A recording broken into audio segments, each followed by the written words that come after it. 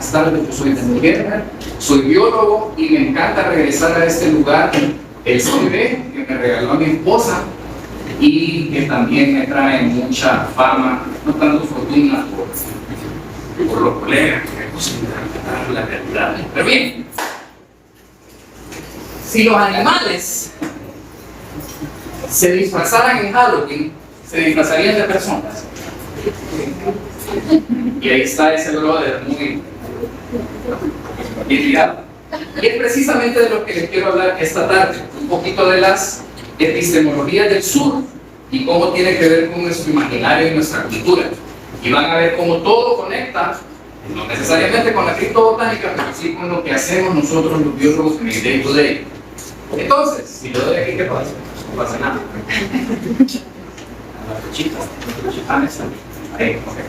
Entonces, en el siglo XVI comienza lo que se conoce como el sincretismo cultural americano. Para que se hagan la idea del sincretismo, es como la cultura europea, la cultura americana y la cultura posteriormente africana construyó una amalgama de realidades, de imaginarios a partir de los cuales interpretamos la realidad.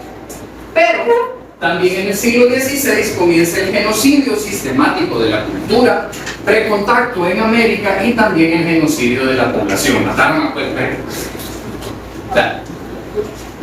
Israel y Palestina hace 500 años. ¿Por qué? Porque simplemente así son los humanos. Entonces, de ese sincretismo nace Halloween y nace Día de Muertos. ¿Por qué? Día de Muertos ya existía. Lo celebraban las culturas americanas antes del contacto en 1492 porque se conectaban con sus ancestros a través de etc. Y el Halloween es una tradición que se practicaba hace más de 2000 años y tenía que ver con el último día de la cosecha. Posteriormente se modifica a que en ese último día de la cosecha podían pasar cosas malas y posteriormente se conecta también con la celebración del Día de Todos los Santos. Halloween es All Hallows Eve, en inglés más diferente. O sea, Noche de Todos los Santos, es la noche en la que las entidades pueden regresar a la tierra a comulgar con los vivos otra vez o a sacar de su. Si yo fuera un espectro, me andaría mirando de los barcos, ojalá tengan la oportunidad. Entonces, el sincretismo cultural modifica nuestras cosmovisiones totalmente, pero ¿fue bueno eso? ¿Fue malo? Es lo que quiero que ustedes decidan eventualmente. Todas nuestras concepciones politeístas, los mayas tienen dios del agua, del maíz, etc. Tienen se me olvidó la palabra, panteón. Muchas gracias. Llegan ustedes. Tienen un panteón bien grande y ese panteón bien grande que nos resolvía problemas según la necesidad y la ocasión, lo transformaron en una identidad antropocéntrica, blanca, europea. Porque, miren, Jesús le pone la tabla de surf y aparece el surfista allá en San Diego, en California, en un lado. Y bueno, eso transforma la manera en que los americanos de hace 400, 500 años comienzan a interpretar la realidad voluntariamente a la fuerza.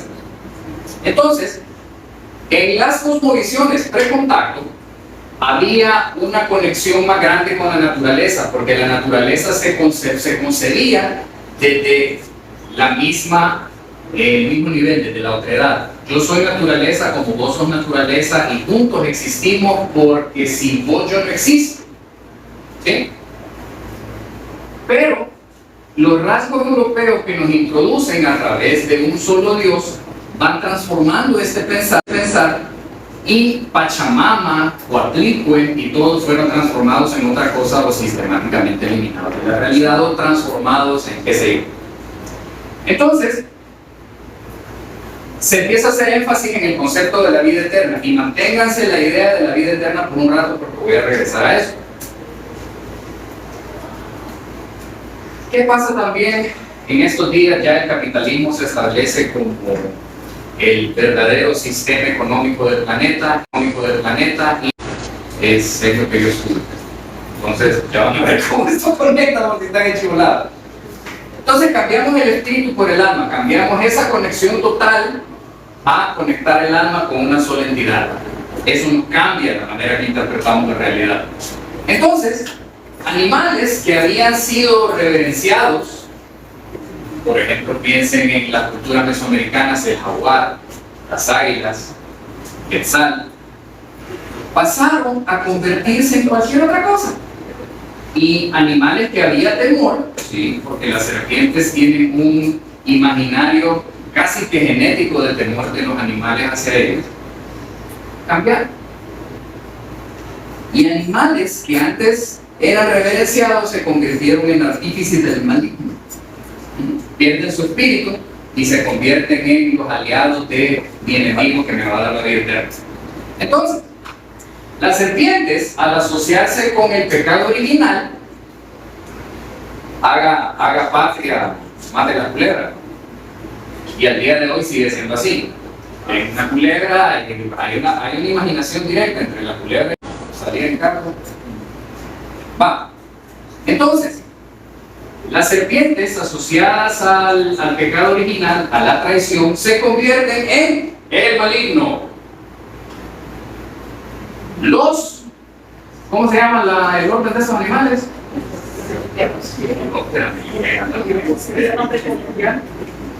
Los murciélagos, al vivir en lugares oscuros, apartados, en cavernas, se convierten en agentes del maligno. Y la leyenda de Drácula y todo más, y miren qué interesante, le están dando con la cruz a Drácula, porque ¿cuántas veces van a ir ustedes en su ejercicio profesional a cuevas y van a ver cruces pintadas en la entrada de la cueva? Parte de cómo nos transformaron nuestra realidad y nuestra imaginación. Entonces, algo curioso son los estígidos, los búhos, porque las lechuzas no son, a ver, ya no me acuerdo. Hay muchos años de esto, hace más de 6 años. Pues esa foto, la foto del búho, es aquí en un municipio de Tibucán. Hace como 4 o 5 años encontraron al búho, lo apedrearon y lo crucificaron, porque era el agente del maligno. Sin embargo, en las culturas antiguas en Grecia, los búhos eran vistos como sabiduría, como suerte, como respeto, como realeza. Y de hecho se asocia a la diosa griega Atena con el búho. Y qué interesante, ¿va? Pero como los búhos salen de noche y los búhos son ojudos y los ojos les brillan en la oscuridad, son agentes del maligno. Hay que apedrearlos y hay que matarlos. Y los búhos son bien lindos, cantan de la cosa más bella. Ustedes pueden estar perdidos en una montaña en la noche y no hay nada más gratificante que escuchar un búho, porque saben al menos de que no están totalmente solos y desamparados. Perderse en la noche es feo. Vas caminando y yo voy a caminar. Lindo. Bien. Entonces,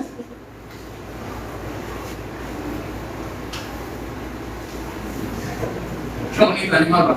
A través del tiempo, esta tradición impuesta, esta transformación de nuestra interpretación de la realidad y la necesidad de dar nuevas explicaciones a los contextos que se están viviendo, y una cultura alborotada por los temores de la condenación del alma, muchas formas de vida van adquiriendo cualidades sobrenaturales, poderes oscuros que pueden ser canalizados por los humanos a través del contubernio con el maligno. Y ese joven que ven ahí, ese es un lepacil.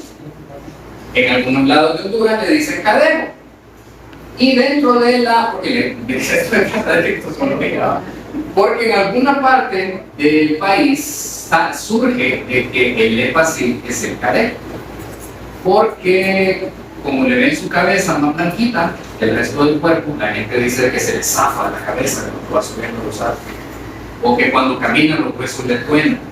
Y le truenan los huesos porque buena parte de su alimentación son aves. Cuando destripan un pájaro, los huesitos suenan. Además de que sus ojitos le brillan cuando usan la luz, le enfocan. Entonces, volviendo a lo que les decía de la vida eterna, es interesante que analicemos eso. El concepto del infierno, como concebimos el infierno cristiano, en las culturas mesoamericanas no es así. Hay un inframundo, sí, pero no es un inframundo de castigo. Es un inframundo donde ni modo te toca, porque te moriste y los muertos van a Chivalba o al Mictlán, y simplemente es así. Entonces no hay ningún problema. Ahora, para llegar a Xibalbá, para llegar a Mictlán, hay que pasar ciertas pruebas y eso más o menos representa la imagen muy colorida que está ahí. Pero, ¿qué pasa? Todas las culturas tienen un concepto de vida eterna, porque no hay cultura que piense de que se acaba. Pensemos en un momento en los griegos. Los griegos tienen su concepto del infierno y es el Hades. Y en el Hades sí hay ya un concepto de un inframundo para la gente mala. Hay un infierno de sufrimiento, hay un otro mundo de sufrimiento que es el Tártaro. ¿De dónde saca el cristianismo sus conceptos originales para construir lo que son sus dogmas? Lo viene jalando desde atrás. Y todas las culturas occidentales jalaron más que un poquito de Grecia, porque Grecia es referente. Es tan el referente Grecia de que la filosofía que no es occidental no es filosofía de acuerdo a los filósofos. Vean cómo se le da importancia a Occidente en la concepción de nuestra realidad. Entonces, el infierno cristiano surge del Tártaro. Y ese concepto del Tártaro lo arrejuntan con el concepto de Xibalbá y el Mictlán. Y transforman esa realidad que tenían nuestros ancestros a meterles un procedimiento adicional que les complica la vida. Entonces,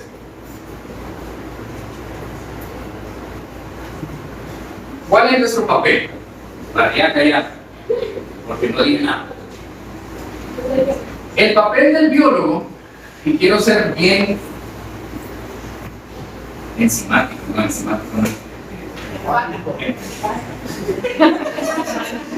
bueno, las enzimas siempre están ahí. Quiero hacer mucho énfasis en eso.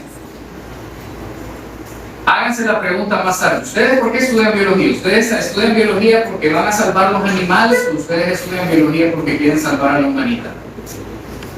Ya lo puse clarito.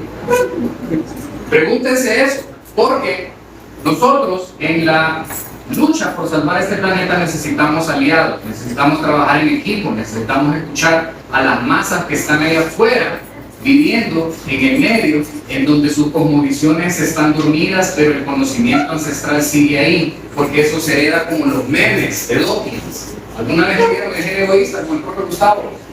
Si no, lo van a leer cuando lleguen más. Yo no llegué más, pero lo leí, porque me lo es un genio, Richard Dawkins, era un genio. Entonces, necesitamos aliados, necesitamos entender a la gente, necesitamos comprender por qué hacen las cosas que hacen y no las vamos a comprender si cada vez que nos hablan del patuca decimos eso si no entendemos la realidad de las personas que utilizan el recurso a través de su cultura, a través del respeto a sus creencias, a través de convivir con ellos lo suficiente para entender por qué matan un jaguar, para entender por qué matan la culebra, para entender por qué se comen el mono, para entender por qué ponen tanto énfasis en las cosas que hacen, nunca vamos a poder hacer nuestro trabajo. Porque la conservación no sale de las políticas de gobierno. La conservación sale de trabajar juntos con quien utiliza el recurso. 20 años de experiencia como profesionales están diciendo para eso. Las políticas públicas no lo resuelven. Entonces, tenemos que encontrar el camino de devolverle a la naturaleza. Tenemos que encontrar el camino de devolver a la naturaleza en lápiz que escriba. Primero, la letra N mayúscula, en donde la naturaleza vuelve a tener su espíritu y su concepto de identidad. Porque mientras no nos miremos al mismo nivel, con los animales, nada de lo que estamos estudiando aquí tiene sentido. Tenemos que encontrar la manera de conectarnos nosotros y conectar a los que están alrededor de nosotros para que juntos podamos hacer un efecto multiplicador que transforme la realidad. Largo, y se queda sin aire uno. Pero eso es también parte de lo que hacemos. ¿Por qué? Vivimos en una cultura, vivimos en un planeta, vivimos en una cosmovisión planetaria que premia la individualidad sobre la colectividad. Y, escúchenme biólogos, el individualismo no paga. Necesitamos aprender a trabajar en equipo, porque solitos no vamos a salvar el mundo.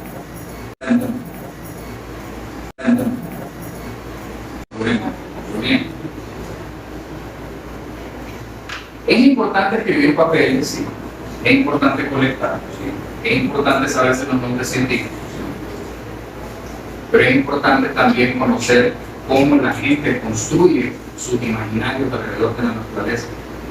Hablen con un mosquito, hablen con un pez, hablen con un tahuaca, hablen con un dolfán sobre cómo ellos conciben el universo relativamente diferente al nuestro. ¿Por qué? Porque en los grupos étnicos está todavía parte de esa cosmovisión hasta cierto punto no adulterada, porque siguen conservando las cosas en las que creían hace 5.000 años. Porque son las ideas que trajeron desde Asia cuando vinieron acá. Entonces, somos rebeldes. Todos los que estudian biología son rebeldes porque le están jugando a la vida de nuestra pobre. Pero Es una rebelión. participantes que pueden hacer Como me puso blanca la barba y yo tengo 50 años. Entonces, yo lo entiendo. aprovechemos esa cualidad de biólogo para estudiar las cosas que no tienen sentido, como la criptobotánica y la criptozoología. Porque en la criptozoología y la criptobotánica y todas las cosas escondidas hay mucha sabiduría. Y que nadie nunca les diga que lo que están haciendo no vale la pena porque cada uno de ustedes es su propio destino, su propio camino, su propia realidad y su propia construcción imaginaria de la interpretación del mundo. Entonces, si los animales se disfrazaran en Halloween, se disfrazarían de humanos. Nos disfrazamos en Halloween de las cosas que nos dan miedo. Se disfrazarían los animales de humanos porque les damos miedo por cómo nos tratamos a nosotros en la tierra. ¿Por qué estudio biología? Para salvar a los humanos o salvar a los animales. O salvar a los humanos. Porque si no construyo esa empatía hacia todos ustedes, que nada tiene sentido que lo hagan con los animales, porque ustedes van a seguir haciendo las cosas que hacen los humanos. Pondérenlo. Yo soy Daniel Guerra, muy feliz de estar aquí con ustedes y seamos mejores siempre.